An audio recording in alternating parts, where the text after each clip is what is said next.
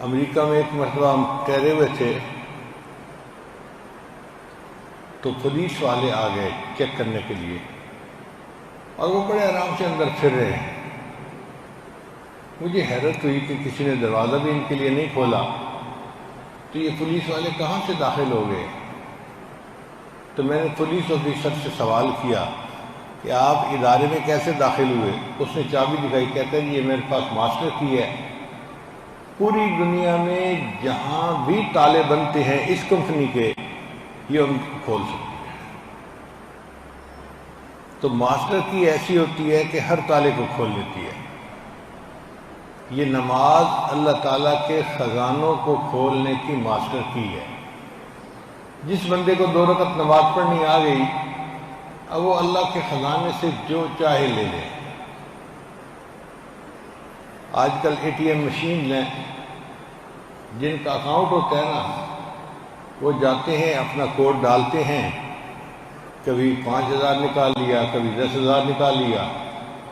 یہ ان کی ثوابدید ہوتی ہے، ان پہ منحصر ہوتا ہے، جب چاہیں جتنا چاہیں پیسہ اس میں سے نکال دیتے ہیں۔ بالکل یہی مسئلہ ہے نماز کا، کہ نماز اللہ کے خزانے سے نعمتیں حاصل کرنے کے لیے ایک ماسٹر کی ہے۔ 2 رکعت نفل پڑھیے، اللہ سے مانگیے، اللہ خزانے کے دروازے کھول دیں گے، نعمت عطا فرما دیں گے۔ چنانچہ صحابہ کرام کی زندگیوں کو دیکھیں، 2 رکعت پڑھتے تھے تو بارش ہو جاتی تھی۔ جس مقصد کے لیے پڑھتے تھے اللہ اس مقصد کو پورا کر دیتے تھے۔ نبی علیہ السلام جب دنیا سے تشریف لے جانے لگے تو آپ نے اس بات کی تسلی کر لی کہ میری امت ایسی نماز پڑھنا سیکھ لے جس نماز پڑھنے سے یہ اللہ سے جو چاہیں مانگ سکتے ہیں۔ اس کی مثال یوں سمجھیں، آپ حج پہ جا رہے ہیں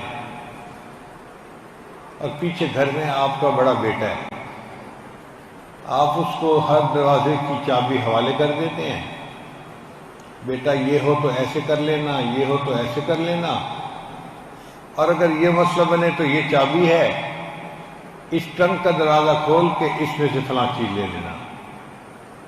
پھر آپ کو تسلی ہو جاتی ہے کہ اب میرے بیٹے کو پیچھے جو ضرورت بھی پیش آئی وہ اپنی ضرورت کو پورا کر سکے گا۔ اسی طرح نبی علیہ السلام جب اس دنیا سے تشریف لے جانے لگے تو آپ صلی اللہ علیہ وسلم نے صحابہ کو نماز سکھائی، ارشاد فرمایا صلو کما رأیتمونی اصلی، تم نماز پڑھو جیسے مجھے نماز پڑھتے دیکھتے ہو۔ میری طرح نماز پڑھو گے تمہاری نماز اللہ کے ہاں قبول ہوگی، اور پھر اللہ تمہیں وہ دے دے گے جو تم اللہ سے مانگو گے۔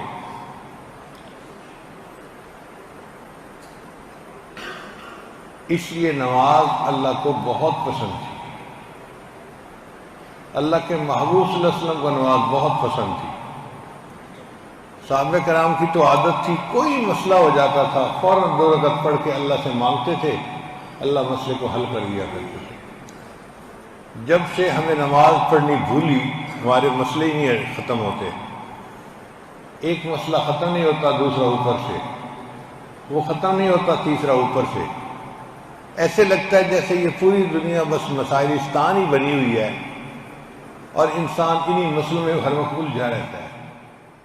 لا الہ الا اللہ، لا الہ الا اللہ، لا الہ الا اللہ، لا الہ الا اللہ، لا الہ الا اللہ، لا الہ الا اللہ، لا الہ الا اللہ۔